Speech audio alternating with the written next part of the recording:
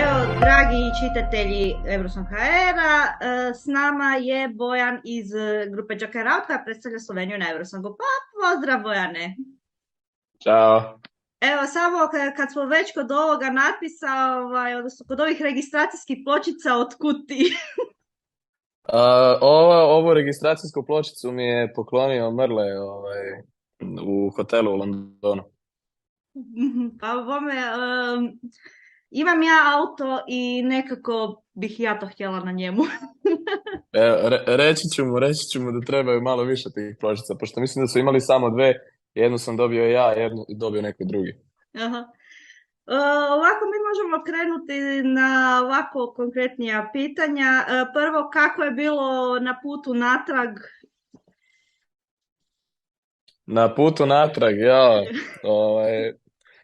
pa evo, umorni smo bili svi, jako smo bili umorni posle ove 3 ili 4 sedmice, ne znamo više ni gdje smo bili, ni kad smo bili, ni koji je dan, ali evo, pričali smo u taksiju kako smo sretni da se vraćamo kući i kad smo izašli iz taksija, naravno mog kofera nije bilo tu i ostao je u hotelu, tako da sam proveo još neko vrijeme u Londonu, ali eto, leteo sam kasnije na Veneciju i poslije su došli po mene tour menadžer i kolega, tako da su me spasili i pre ponoći sam bio u Ljubljani.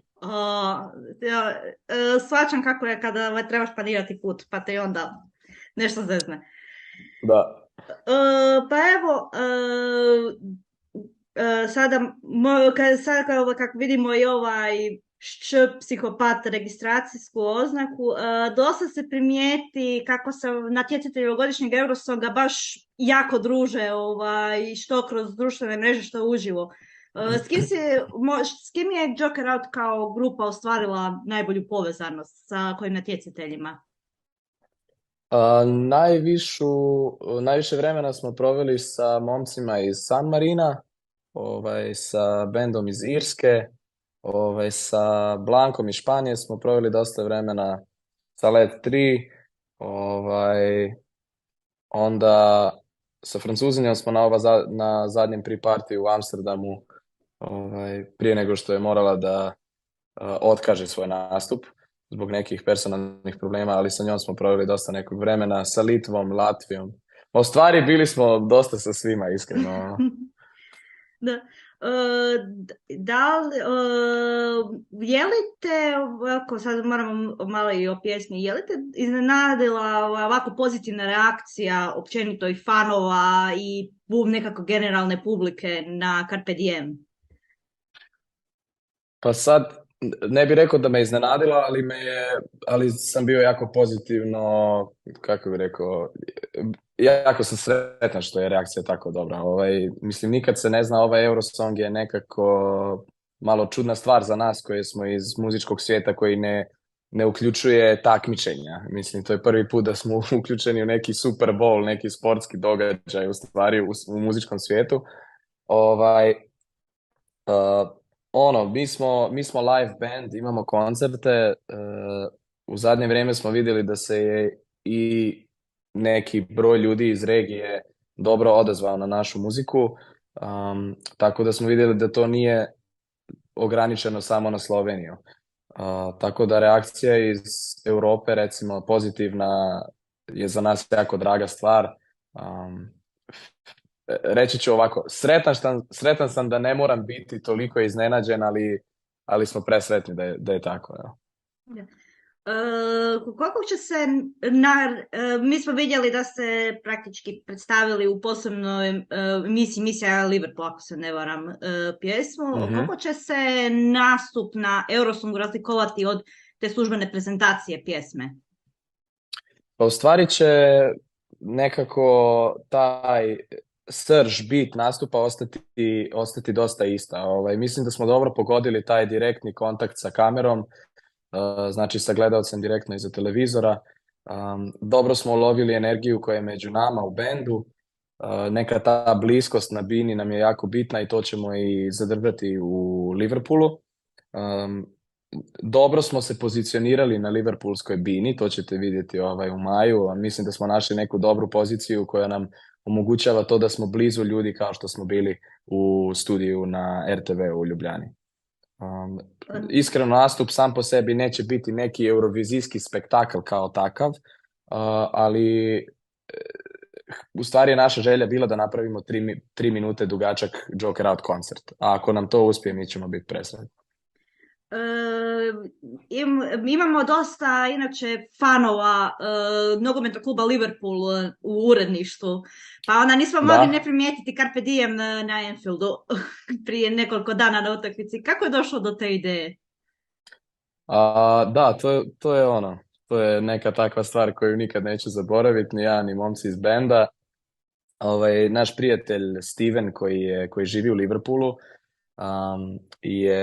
radi na Anfieldu u muzeju i ne znam kako, ali taj gospodin George koji je The Voice of Anfield čuje našu pjesmu i sa Stevenom su pričali o tome i George je rekao da kod kuće sa porodicom slušaju našu pjesmu često i Steven mu je rekao kao da li misli da postoji mogućnost da je pusti na Anfieldu i on rekao kao pa naravno da da. I prvi put je pjesma bila puštena na nekoj prijateljskoj utakmici, a prošle sedmice i na utakmici protiv Arsenala, da. Da, to smo se se iznenadili pozitivno. Da, i mi. Da, da li planirate posjetiti Anfield sad kad budete u Liverpoolu? Naravno, mi smo već bili u Liverpoolu poslije eurovizijske te žurke partija u Barceloni. Smo išli u Liverpool da snimimo video spot, zato jer u petak sa 21. izbacujemo novu pesmu sa Elvisom Costellom koji je iz Liverpoola i išli smo da snimimo taj video spot, tako da su momci dobili privatni tur Anfielda, ja nažalost tu nisam bio jer sam se u Barceloni razbolio, tako da sam to vrijeme proveo u krevetu sa temperaturom, ali momci su već bili na Anfieldu, a ja još moram da idem, ići ću sigurno. Taman sam dođe malo kasnije se htjela pitati baš za ovu suradnju sa Elvisom Costellom. Kako je došlo do te suradnje? Pa evo, opet tu u priču dolazi Steven. Steven mu je našu muziku pokazivao već 2019. kad smo izbacili taj neki prvi ozbiljniji single Gola. Tada smo se i nazvali Shagadelic Rock and Rollom, a Shagadelic smo mi uzeli iz filma Austin Powers u kom se Elvis i pojavljuje. I tada je Elvis prvi put rekao da potvrđuje da smo Shagadelic i da nam daje dozvolu da to upotrebljavamo. Ali dobro, tu se ništa nije desilo, bili smo još na početku svoje muzičke karijere. A kad je dobio na slušanje naš drugi album Demoni, ta pesma Novi val mu se baš svidjela i prihvatio je naš poziv da napiše engleski tekst, znači da napiše englesku verziju mog teksta za Novi val, New Wave. A poslije par dana smo dobili poziv da ne može da se izbije pesma iz glave, tako da ako želimo, on bi je i pjevao sa nama i mi smo naravno rekli da da. To nije mala stvar, da budemo iskreni. Sada kada ste došli na tu ideju, da li je lakše snimati pjesmu na slovenskom jeziku, odnosno na materinjem, ili engleskom jeziku? Definitivno na slovenskom jeziku. Kad sam snimio u engleskom jeziku, moram priznati da sam trebao neko vrijeme da nađem taj neki comfort zone, koji je još daleko od toga da bi bio savršen. Ali na kraju, znate kako, nisam ni siguran da li želim loviti neki savršeni britanski ili američki ili kakav god naglasak. Baš je Steven i Elvis su komentarisali da je taj neki malo slavik engleski njima jako zanimljiv i jako egzotičan, tako da možda ne bi bilo loše da tako ostane. Dosta je tvoj band objavio 2 albuma. Ima li neka ranija pjesma Joker Out za koju smatraš da bi isto bila dobro prihvaćena za Eurosong, što od publike, što od recimo fanova? Pa ja mislim da je tu dosta nekih pjesama, iskreno, koje bi bile Eurovision friendly, pjesma Umazane misli, koja će također izaći poslije Eurovizije u engleskoj verziji i tekst za nju je isto napisao Elvis. Pjesma će se zvati Indecent Notions, a u prevodu je to Umazane misli su prljave misli. Mm. Mislim da bi pjesme Gola i Novi val koji izlazi sad u petak u engleskoj varijanti i Plastika možda, dosta je tu nekih pjesma. I Demoni naravno. To sam očekivala. I to mi je jedna od Da, najdražih, pa onda. da. Da. Znači, ove godine si pjevač, ideš kao frontman i lead vocal od jedne grupe, ali prošle godine si bio prisutan u eurovizijskom svijetu kao voditelj Eme sa Majom Da. Kelc, i pobrao si jako dobre komentare kada si sa Majom izdao Zit je buoni. Kako je došlo do te ideje? Um, da, moram samo da popravim da sam bio u voditeljskoj ulogi sa Melanie Mekicar, a sa Majom smo izveli Cit je Boni. Ups, to je moje neznanje. Ne, sve je ok, sve je ok. Ali da, do ideje je došao u stvari Nate Sleustik, koji je bio režiser emisije.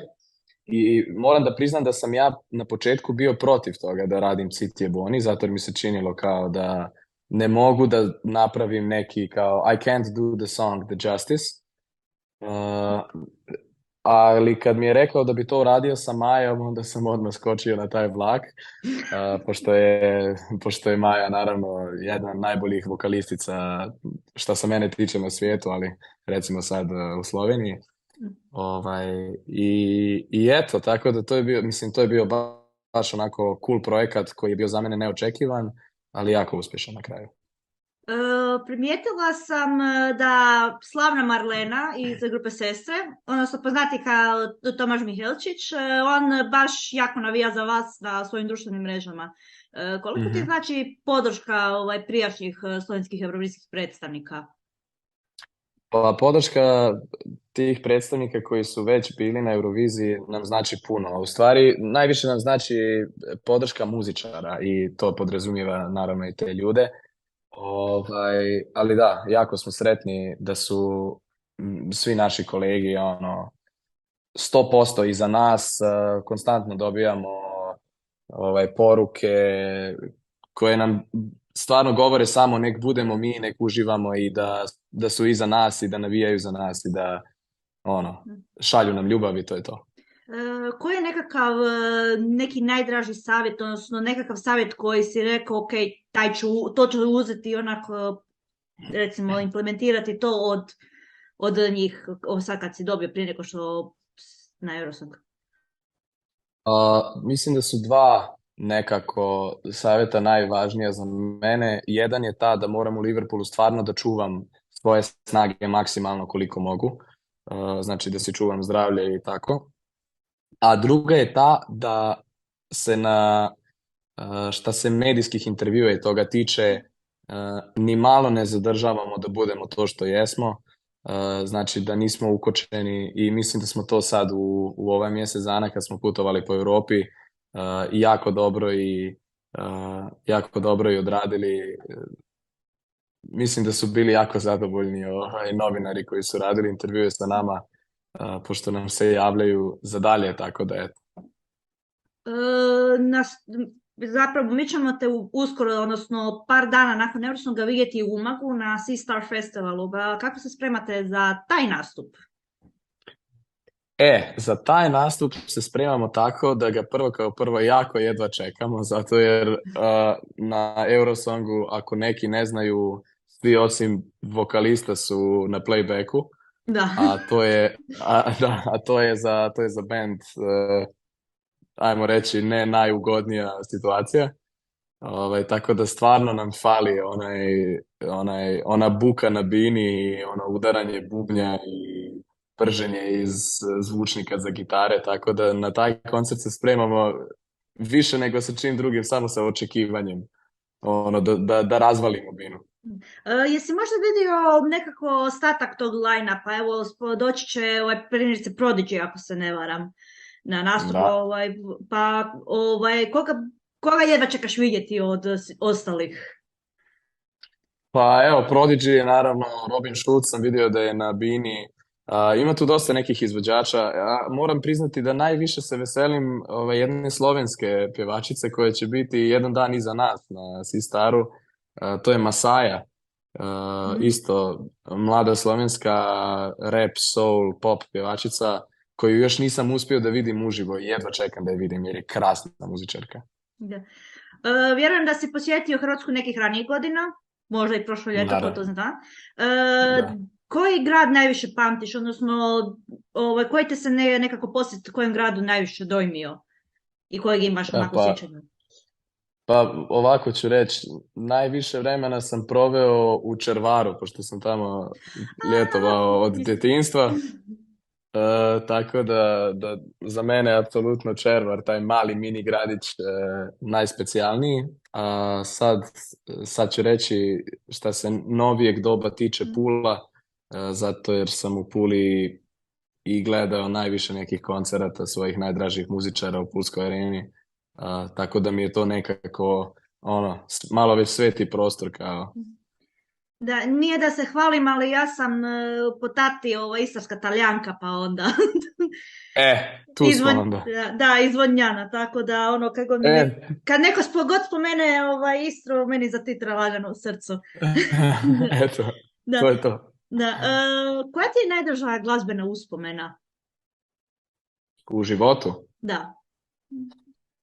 Najdraža glazbena uspomena, pa iskreno uvijek kad me neko to pita, kažem nešto, onda se poslije intervjua sjetim da mi je kao nešto drugo, ali ajde recimo da mi je najdraža glazbena uspomena u ovom trenutku koncert u Križankama kad smo izdali drugi album. To je bio nekako čišćenje duše. Da, ne znam da li to je u Sloveniji, ali primjerice u subotu se u Hrvatskoj održava Record Store Day, znači kada u prvi plan stavljamo prodavaonice vinila, CD-a i nekakvih glazbenih memorabilija. Što misliš o tom danu, odnosno o takvom nekakvom obilježavanju glazbe? Pa evo, prvi put čujem, ali čini mi se super. Mislim da je u posljednjih par godina Record Store postao, mislim, vratio se nekako na nivo nečega što ljudi žele, što mladi ljudi konzumiraju. I mi kao grupa prodajemo dosta više ploča u stvari nego CD-eva ako uzmemo neki ratio. Tako da meni se to čini super. Evo, u stvari sad ću predložiti odmah da se to počne raditi u Ljubljani. Imaš li koji najdraži vinil, CD ili glazbenu memorabiliju? Pretpostavljam da je ovo što je ispred tebe. A u stvari imam najdražu glazbenu memorabiliju, a to je Special Edition CD grupe Siddharta, slovenske grupe, vjerojatno ste za nju i čuli. Jesam. Kad smo završili svoj prostor za vježbe sa momcima iz benda, pošto smo sami bukvalno sagradili svoj prostor za vježbe, došao je pjevač grupe Siddharta, Tomi, na taj housewarming i donio svoj personalni CD, jedini koji je imao od albuma RH-, koji je zapakovan u takav jedan fake blood bag.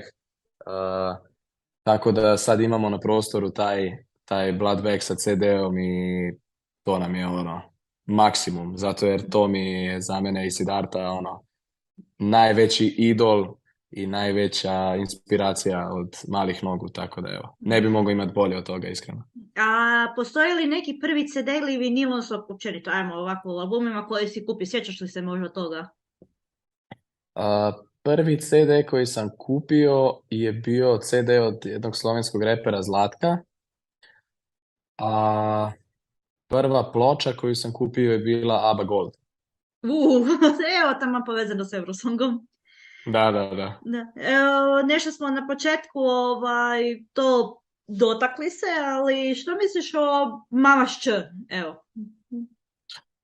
Mama Šč, meni se pjesma jako sviđa, moram priznat već od početka.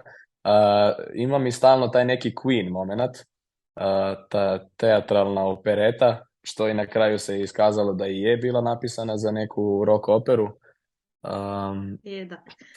Šta da kažem, sad kad smo putovali po ovim pre-partijama, jako je bilo zanimljivo vidjeti kako kud god dođeš ljudi znaju da kažu mama kupila traktora i Šč, tako da...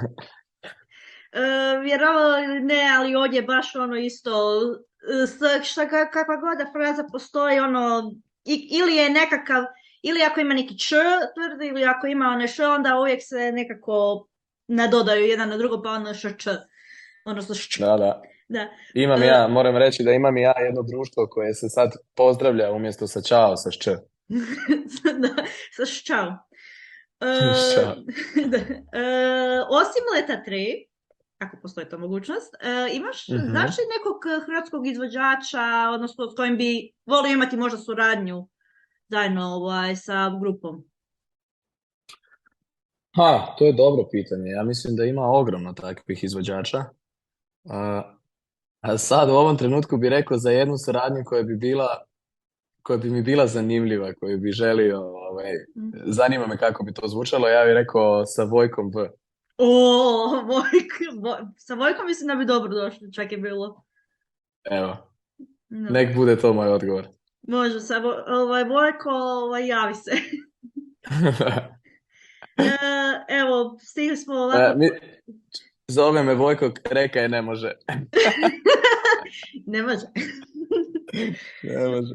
Da, evo, moramo privesti lagano kraju intervju. Imaš li koju poruku za fanove Eurosong.hr-a? Pa imam, uživajte ove godine u Eurosongu, tako kao što uživam ja već od 5. godine, od kada je Ruslana pobjedila.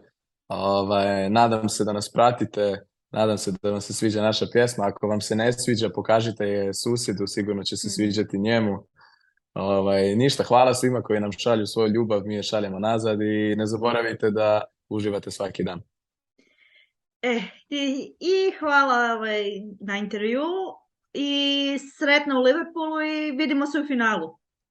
Hvala, vidimo se u finalu. Okay. Šč. Šč.